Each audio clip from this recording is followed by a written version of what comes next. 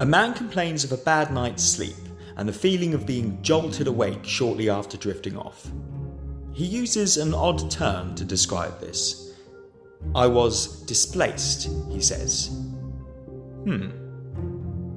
When asked what he associates to this word displaced, he begins talking about his job. He builds skyscrapers for a living, and as part of this he has to factor in the movement of a building at high altitudes due to wind. In his field, he says, this movement is referred to by the technical term displacement. He talks a bit more, this time about his early life, and in particular his family's migration as a result of a war in a foreign country. He talks about the childhood experience of moving to another continent to begin a new life. He talks about the recent migrant crisis, the experience of refugees. Do you realise you're talking about displacement? I ask.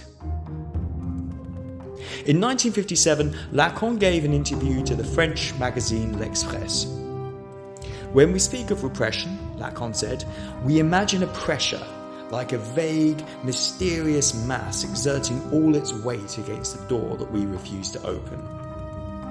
But, he said, repression is inseparable from the return of the repressed. Something continues to function, something continues to speak in the place where it was repressed. People tend to think that Lacan is hard to read, hard to understand, deliberately obscure, willfully but skillfully evasive. Yet this interview, and in particular these comments about repression, show that's not always the case.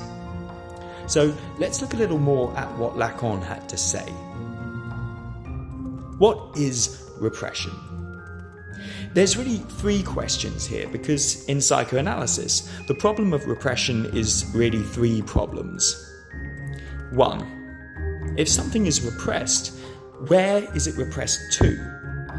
This is the problem of locality, what Freud called the topographical problem. 2. Why is it necessary to repress something in the first place? This is a problem of psychodynamics, what Freud called the dynamic problem. And 3, if something is repressed, how does it stay repressed? What investment is necessary to push it down, pull it down, or keep it down, and in what quantities? This Freud called the economic problem. Repression is a term that gets bandied around a lot in psychological circles, but sometimes we don't know what we're talking about. The term was used way before Freud, but when he picked it up, he was very careful with it. Freud started off by comparing it to political repression, like state censorship, but then he realised things were a bit more complicated. If he wanted his theory of repression to make any sense, he had to answer these three questions. Lacan's interviewer in 1957 was a woman called Madeleine Chapsal, still alive at the time of this video. She'd read a bit of Freud and mused, if Freud had said something new, it was that in psychic life we're all ill because we conceal. We hide a part of oneself. We repress. This is where Lacan jumped in to disagree. Repression isn't the forcing up of something unpleasant that was buried in the depths, he said. Nor is it the pushing down of something we refuse to acknowledge. It's the coming into place of a substitute. Something continues to speak in the place where it was repressed. Freud's idea was that repression leads to the creation of a substitutive formation. One thought or idea is substituted for another. In the example we started with, we can see the word displacement as a substitute that emerges in place of thoughts around migration. We don't yet know why, but we don't have to. For now, what matters is noticing this operation at work. And the way we notice it is by being attentive to the exact words that someone uses to describe their own experience.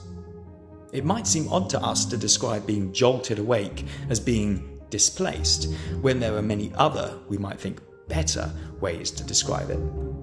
But we have to respect the fact that this word is what occurred to the man rather than any other.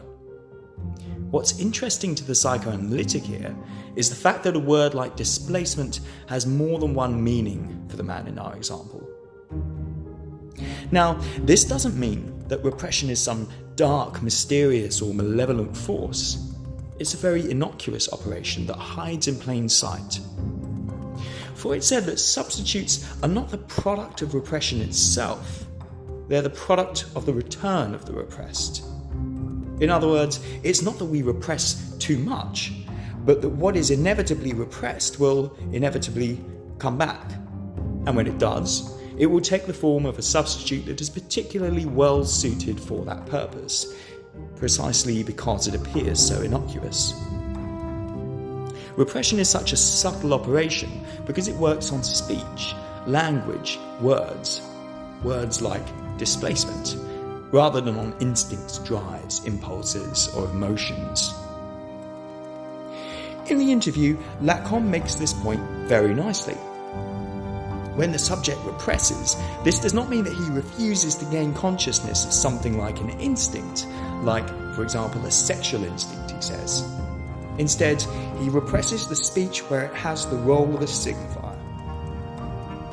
In simple terms, a signifier can be a word or a part of a word, but one which is unhinged from any particular meaning, any fixed representational referent, and which thereby refers only to other signifiers in that structure rather than to a particular meaning or signification. Displacement is a good example. It can refer to the movement of a building, the migration of refugees, or, in our example, the reason you didn't sleep well one night. You see, Lacan says, it's not a vague, dubious thing which is repressed.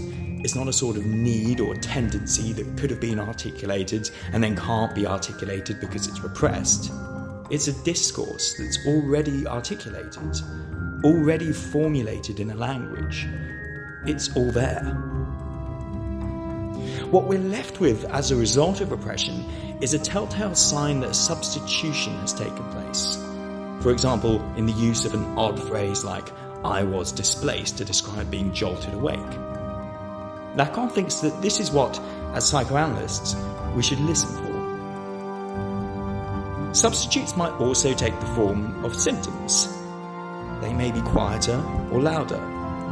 For example, in obsession, repression works very discreetly via a substitute by displacement, often onto something very small or indifferent, as Freud says. In other cases, that substitute might be written on the body, as it were. They don't always have to be as dramatic as the kind of hysterical convulsions and paralyses that Freud had witnessed in Charcot's clinic in the late 19th century. Often, the harbinger of the beginning of the end of a romantic relationship comes when one of the partners contracts a sudden cold or develops a mysterious food intolerance that passes just after the breakup. These substitute symptoms arise because they serve to keep the two people apart, standing in for what cannot yet be said, speaking where spoken words are missing. As Freud put it, symptoms like these have joined in the conversation. Lacan goes on. In psychoanalysis, repression is not the repression of a thing, it's a repression of a truth. What happens then, he asks, when we want to repress a truth?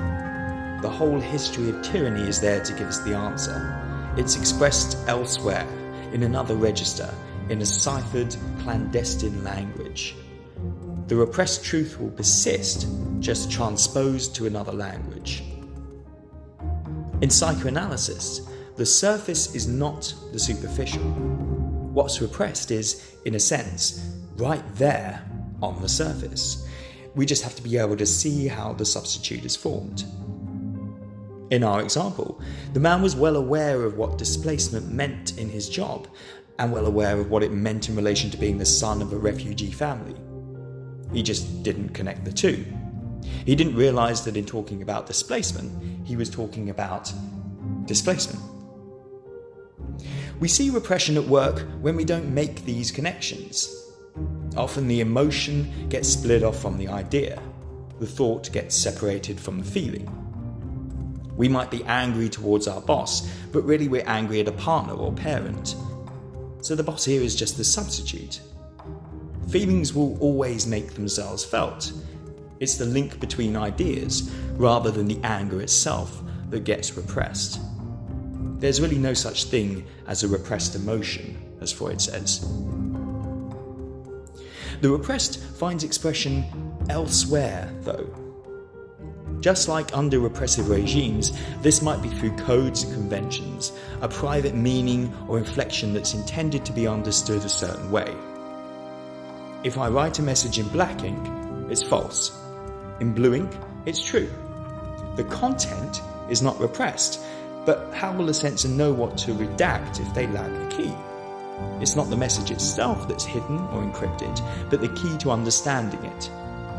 In the same way, the message remains at the surface, available for everyone to read, but in the form of a substitute. This is why Lacan says that the repressed and the return of the repressed should be treated as the same thing. It is, as Lacan says, expressed elsewhere, in a ciphered, clandestine language. But who is the censor here? Not a government agency, not state censorship. We ourselves? Many psychological theories fall into this trap. It's called the homunculus problem, the tendency to explain human actions in a way that implies a little man or woman inside our head telling us what to do, censoring us, critiquing us, motivating us, or whatever. If we take ourselves, or part of ourselves, as censors, that is, if we believe we repress a truth about ourselves, well, good news. We just have to liberate ourselves from this repression, and then we'll be able to speak freely, think clearly, have more fulfilling sex, be less self-limiting, and get back in touch with reality. No, says Lacan again. And this is where things get interesting in psychoanalysis. As we've described it here, repression seems to imply that there's something outside ourselves, that we are spoken as much as we speak. Lacan thought that if we're not aware that the words we use mean more than we mean in using them, the word displacement in our example, and if this tells us something about the nature of repression and the unconscious, then we can no longer be sure who it is that's speaking. It speaks, Lacan says. Truth has not fallen into the abyss. When Lacan says that it's been turned into unconscious here, he is emphasizing the unconscious as radically other to our consciousness. Importantly, this doesn't mean that we're limited or constrained in what we can say. We can still talk about everything we want to talk about, but we're not the master of our own words when we do. What we say may convey a meaning which is intimate to us, which speaks about us and us personally, but of which we're totally unaware. In this sense, the repressed doesn't come from deep down inside us. It comes from outside us.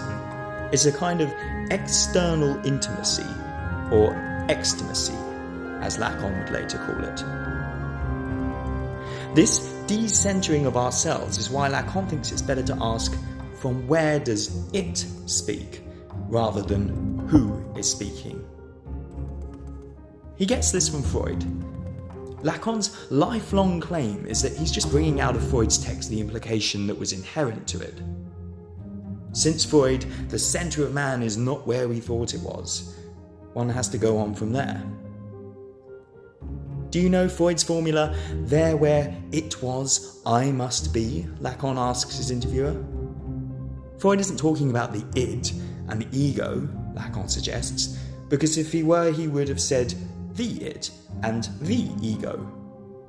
Lacan reads Freud the way Freud reads dreams, symptoms, and slips. Literally. So Freud is talking about the it which speaks. If you're psychologically minded, you'll probably be wondering what kind of psychology this implies for human beings. If you're philosophically minded, you'll have already noticed this has big implications for how we think of subjectivity and ontology. This is what Freud really discovered. Not the caricatured idea that repression means we don't want to acknowledge something about ourselves and so we push it down into the depths of our psyche. Neither that we're the victims of societal repression that we just have to overcome in order to live more fulfilling lives. Freud's discovery was much more radical. It shows us the difficulty of thinking in terms of inside and outside, surface and depth, repressed and the return of the repressed when we think of human psychology. How did Freud get to this point? Hit subscribe, and in the next video we'll explore the story of repression from Freud to Lacan. For more, visit lacanonline.com.